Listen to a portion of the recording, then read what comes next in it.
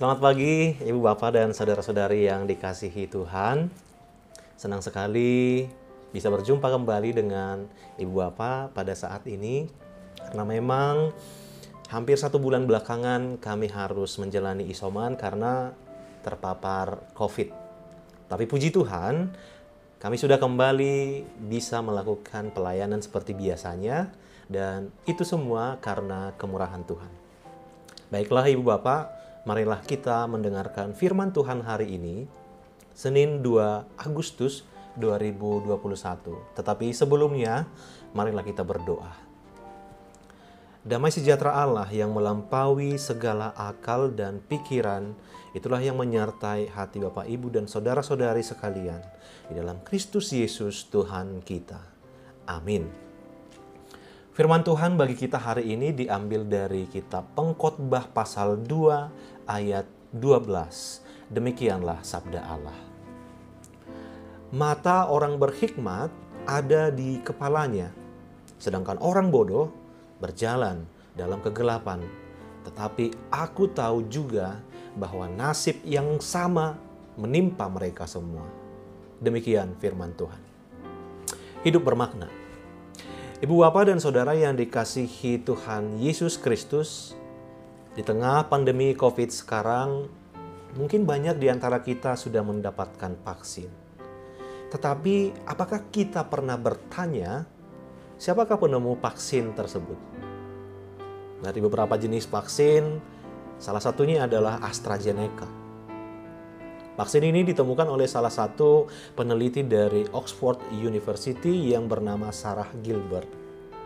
Penemuan ini kemudian menjadi harapan baru bagi kehidupan di tengah tingginya ancaman virus COVID-19. Apa yang menarik dari Sarah Gilbert?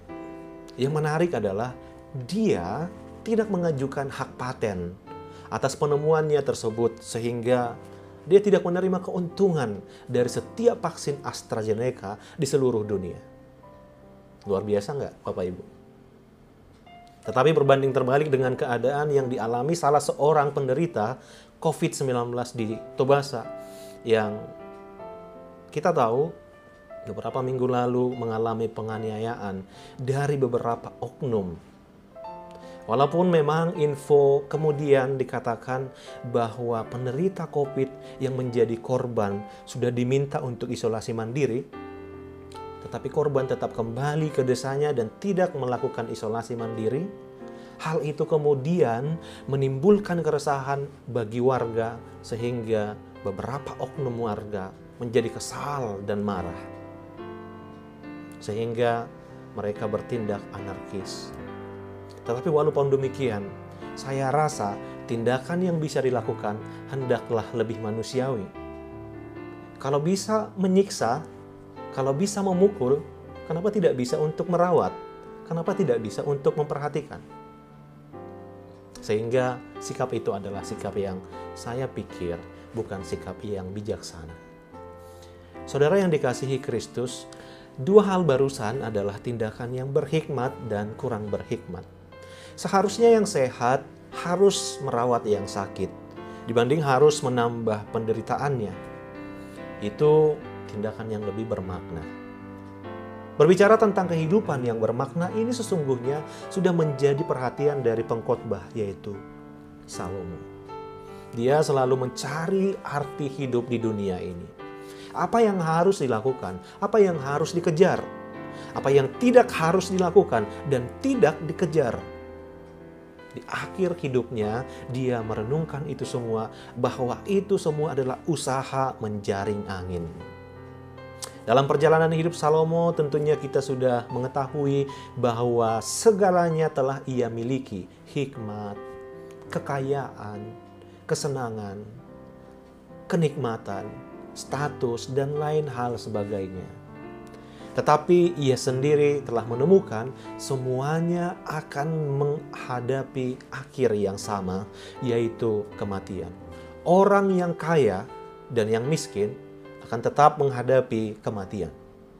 Orang yang berhikmat dan tidak berhikmat akan juga menghadapinya. Orang yang memiliki status tinggi dan rendah juga akan mati.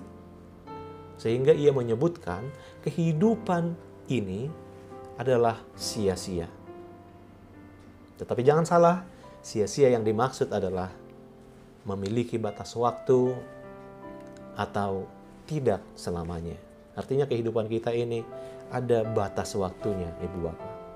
Jadi Bapak Ibu, janganlah menjalani hidup ini seolah-olah kita bisa memilikinya selamanya atau bisa menggenggamnya selamanya. Karena kita akan meninggalkannya. Lalu kemudian timbul pertanyaan. Kalau begitu firman ini ingin mengajak kita supaya hidup hanya sekedar hidup saja? Ya, karena toh semua akan mati juga. Tentu seruannya bukan itu. Melainkan hidup seperti apa yang harus kita pilih ketika kita akan dikenang nanti. Hidup yang berhikmatkah atau hidup yang kurang berhikmat?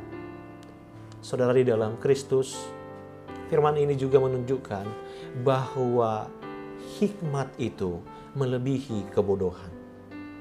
Ya, benar sekali, orang berhikmat akan membuat dirinya sendiri dan orang lain mengalami kemudahan dalam hidup.